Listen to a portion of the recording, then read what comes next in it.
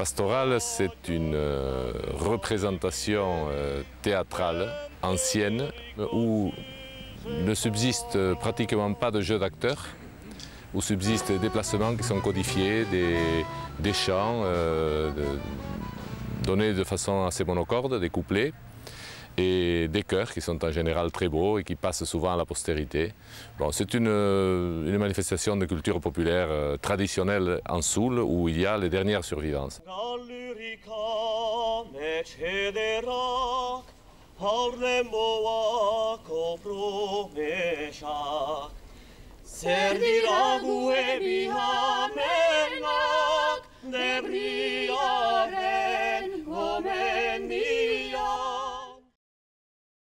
Et écoutez Jean Berdo, j'étais très heureux de vous recevoir. Moi également d'être avec vous. Parce que vous avez parlé de quelque chose, d'une pastorale avec passion. Il n'y a pas de pastorale sans passion. Hein. Je crois, oui. Ah oui, oui, ça a été de la passion, des désintéressements, on ne compte plus les heures. Et, heureusement, heureusement. Et on se donne à fond, c'est sûr. Voilà. Allez, bonne journée, oui. Bonne continuation et toutes nos amitiés à tous ceux qui participent au montage des tribunes aujourd'hui sur le Crachin.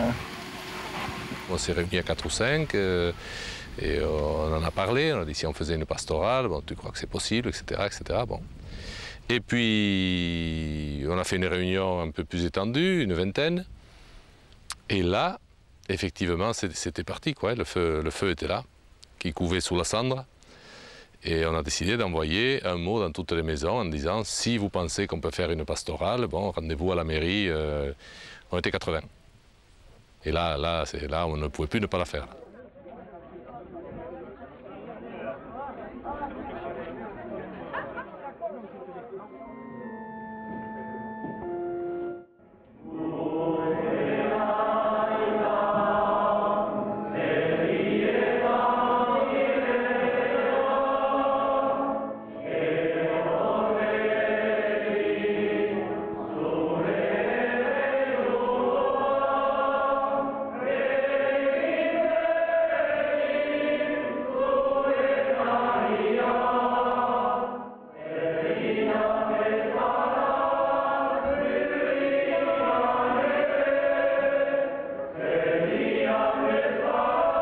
Nous avons été élevés dans l'habitude du chant, ne serait-ce qu'à la messe.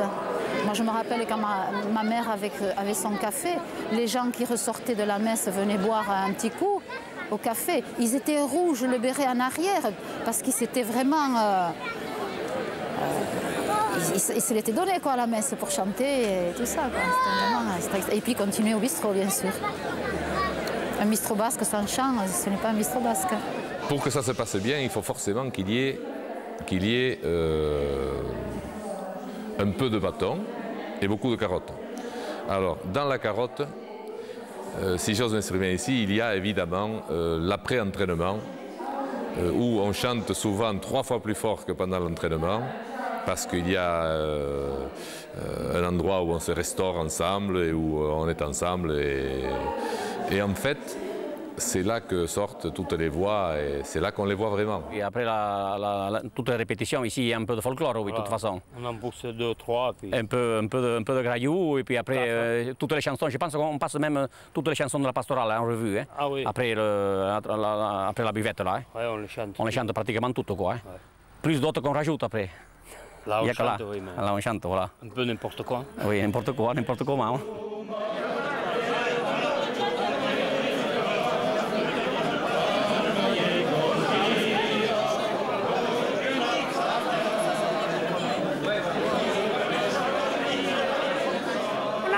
Jouer à la pastorale, on voulait faire le principal rôle. On n'avait pas de voix, on voulait faire ange. Trop vieille, et bien buvette.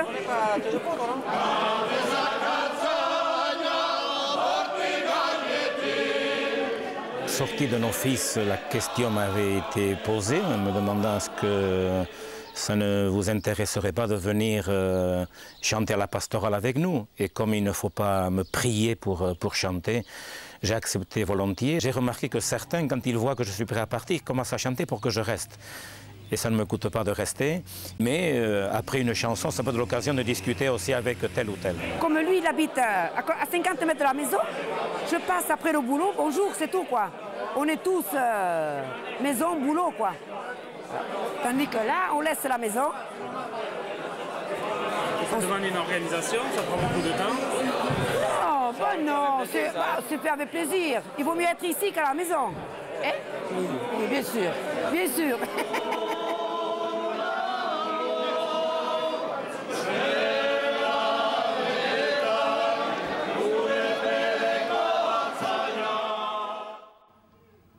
Et alors, Madeleine?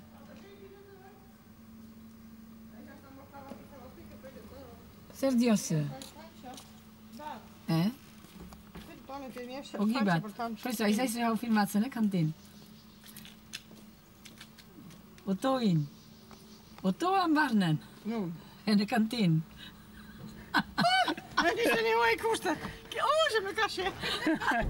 Pratiquement dans toutes les familles, il y a quelqu'un qui joue. Hein. Chez vous, qui c'est qui joue? J'ai mon mari qui joue, mes deux filles. Mon mari joue, il danse le tango avec sa fille. Et puis j'ai une fille qui joue dans Guernica, la libération de Tardets. Et moi-même, je suis béguirale. Hein. Et puis je fais partie des chœurs, de tous les chœurs. Parce que j'aime bien chanter.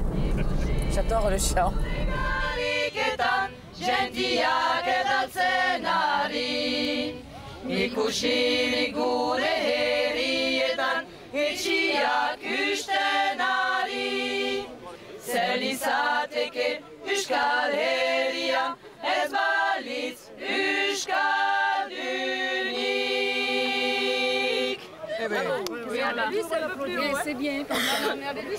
Les jeunes aujourd'hui ne savent pas qu'ils savent chanter.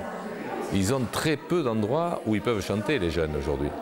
Avant, ils chantaient à l'église, on leur apprenait à chanter au catéchisme. Bon, maintenant, et puis ça continuait. Maintenant, les églises sont de moins en moins fréquentées. Ils chantaient dans les bistrots. Bon, dans les bistrots, maintenant, on leur met la musique à fond. Et dans les nightclubs, est lié à fond à leur détruire les tympans. Et donc, ils ne chantent plus. Et il y a un paquet de jeunes là qui ont découvert qu'ils avaient des voix. Ils ont découvert qu'ils avaient des voix, et alors à partir du moment où ils les découvrent, après, ils les utilisent.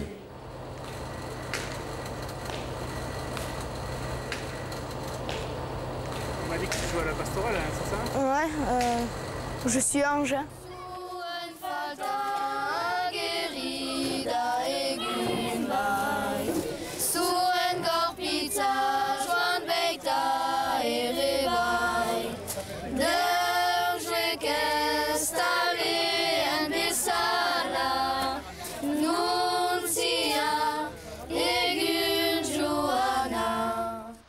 J'aime pas chanter comme ça, toi tu vas chanter là.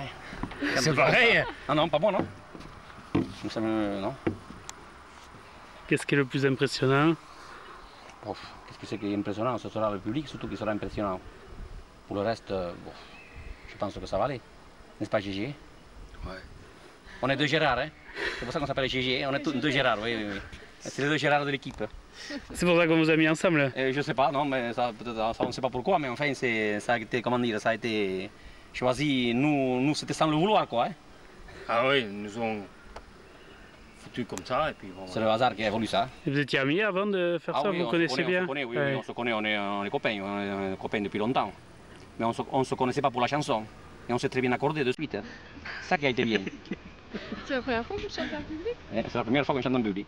Gorainsi gortendei sud ene pro estricti nulisa invisic gamic speranța mioța mința baleti goguarele chiam et nunduque sur la ecituric verdene carolietam et nunduque sur la ecituric verdene carolietam. Là, on chante sans micro, sans micro, ouais. Ça rime tout, quoi. A cappella, bon, des fois on peut se tromper éventuellement pour démarrer. En principe, on nous donne le ton, mais enfin, bon, Il suffit qu'on ne soit pas trop attentif avec un petit peu de pression, on démarre mal, et bien une fois démarré mal, il faut continuer dans le mal, quoi. Hein. N'est-ce pas, Gérard? Oui. Vous chantez pas sur le même temps, non? On change. À deux temps. À deux temps, on change, en plus. Après, lui il fait la basse, moi je fais la haute, après... moi je fais la haute, après, voilà. C'est le contraire. C'est le contraire, oui, on change, oui. Ouais.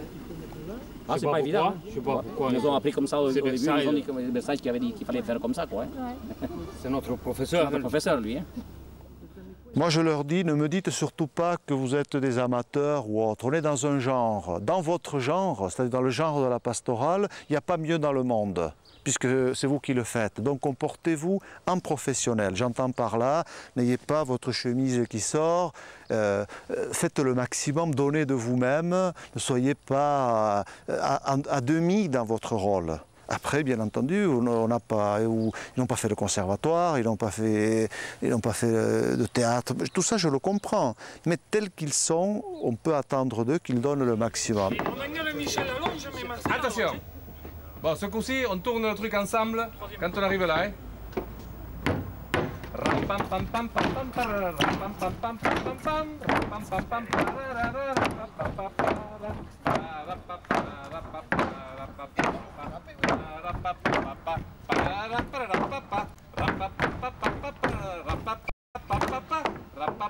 Oh là là! Oh là là! On dirait la mitrailleuse! J'ai le bâton trop long! On dirait une mitrailleuse! On pose ensemble, hein? Bon, on répète ça, on répète plus. Maintenant, on fait les premiers couplets de Guillaume. Attention, attention au déplacement, hein? Stop! Revenez. Là, vous vous levez exactement ensemble. Alors, tu signales avec le bâton. Tu lèves le bâton. C'est lui qui commande. C'est lui qui commande. Bon, tu lèves le bâton et tiens. Allez, vous y êtes? Ouais.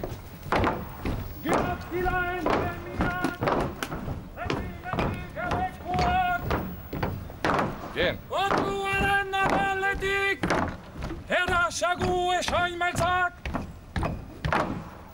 Là, c'est bon. De jeu de physionomie, il n'y en a pas. De vrais jeux d'acteurs, il n'y en a pas. Et ça simplifie. Donc, ça permet à un maximum de gens de participer. Par contre, il y a l'obstacle de la voix. On peut participer plus facilement, mais il ne faut pas chanter faux, par exemple. Voilà. Sinon, les gestes sont codifiés. Bon, il faut apprendre à marcher au pas, il faut apprendre à tourner le bâton, etc. etc. C'est tout un code qui est assez accessible à l'amateur.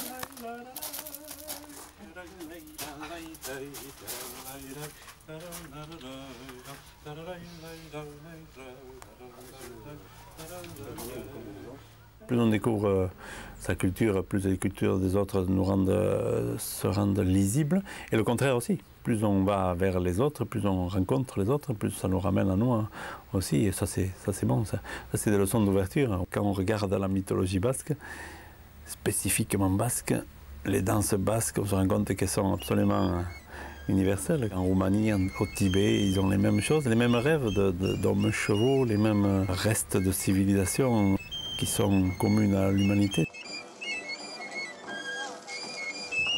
Moi j'ai été danseur, disons, très très longtemps dans ma jeunesse.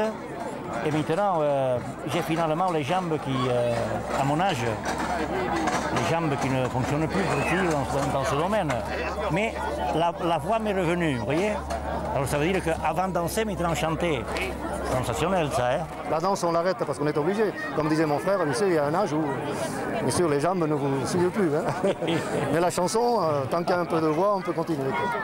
Agur shiberua, bastergusieta koshokori jerena. Agur solekia, suriditi tenea mechigo shuena.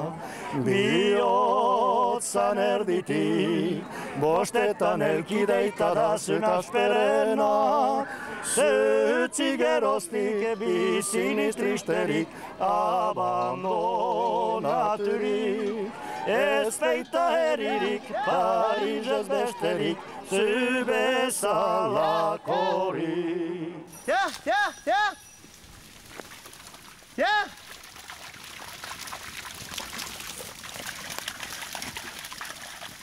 Et dans la pastorale, on nous a tous fait passer d'abord un par un, voir si on savait chanter comme ça. Et on m'a donné le rôle d'Alexis, qui est le fils de la famille qui est curé. C'est une tradition qu'il ne faut pas perdre. Ça permet d'avoir une identité et on sait qu'on a des... Enfin, sinon, si personne ne garde les traditions, tout le monde va se ressembler et on n'a plus d'identité. Être de la campagne, donc paysan, parler le basque, c'était pas génial quoi. Dans les années 60, on peut pas dire que... Bon, donc en tant qu'enfant, à l'école, un peu... j'en ai souffert, je reconnais que j'en ai souffert. Des gens de ma génération, en éprouvant ce sentiment probablement d'infériorité, certains se sont révoltés certains. D'autres ont mis carrément... ont bouclé l'idée qu'ils n'avaient plus envie d'entendre parler de la langue, etc. Et ça leur a fait sûrement mal. Puis finalement, la synthèse, j'espère que pour la plupart, c'est de dire, ben bon, mais on parle français, on parle basque, c'est pas nul. C'est pas nul, on a des valeurs, on a une société et tout ça. On n'est pas plus que les autres, mais on n'est pas plus nul. Donc cultivons nos différences. Et moi, je l'ai vu comme ça. Et des gens comme Madeleine, je crois que ce sont des gens qui ont milité pour cette idée-là. Donc, pour moi, c'est un grand personnage.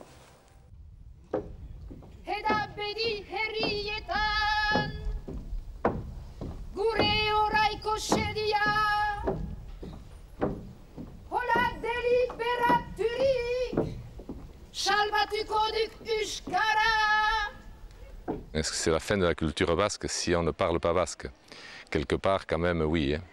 Quelque part, oui. Mais... Bon, le basque est en train de s'éteindre, c'est vrai, parce que nous n'avons pas les moyens de le véhiculer. Dans le Pays Basque Sud, le basque est en train de renaître. Pourquoi? Parce qu'il y a des médias en basque, il y a des journaux en basque, il y a une télévision en basque, il y a dans une vie de tous les jours le basque qui revient, en plus de l'école évidemment. Bon, ici, on est encore loin du compte. Hein.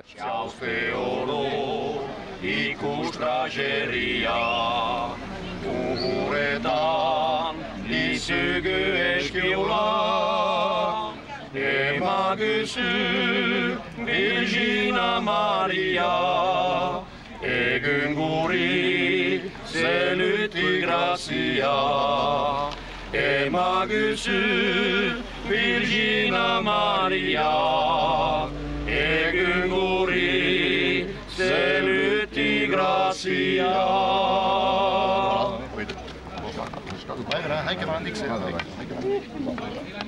C'est sûr qu'en France, c'est pas la mode, quoi. Au 19e, 20e siècle, là, depuis la Révolution, c'est pas trop la mode d'avoir des particularismes régionaux, pour X raisons. Je ne reviendrai pas là-dessus, mais il y a toujours eu, et il y aura encore, à mon avis, des gens pour se lever, pour batailler tous les jours de façon ouverte, posée et positive pour ça, pour la langue basque. Sinon on serait mort depuis longtemps, pas depuis 2 ans, mais depuis 100 ans, peut-être, ou 200 ans. Et on est toujours là, comme dit M. Aricellard. Il ne faut pas se plaindre, il ne faut pas pleurer, il faut avancer. Je suis d'accord avec lui. En été, comme ça, quand il y a la pastorale qui arrive, ça, il y a des moments en hiver, novembre, décembre, où le blues se fait sentir un peu plus oppressant, mais on arrive quand même à dépasser ça. Et le pays a toujours eu des forces vives pour quand même dépasser ça, quoi. Malgré tous les problèmes, pourtant très délicats à gérer, quoi.